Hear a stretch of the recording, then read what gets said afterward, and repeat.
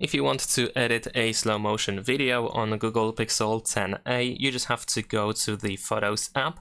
Now over here you should be able to find the slow motion video that you wish to edit, and once you start playing it you can tap on the video in order to reveal all these different options. And we can find two timelines. Of course, the main one over here is to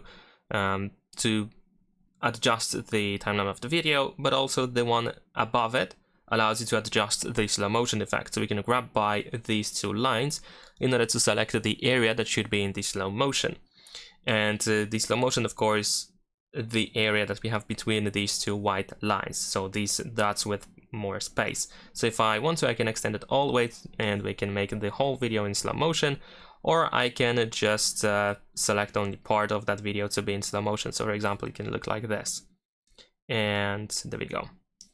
So that is pretty much it. Of course, remember that you can also use this edit button in order to find some further customization and edit options for videos in here. Leave a like and subscribe.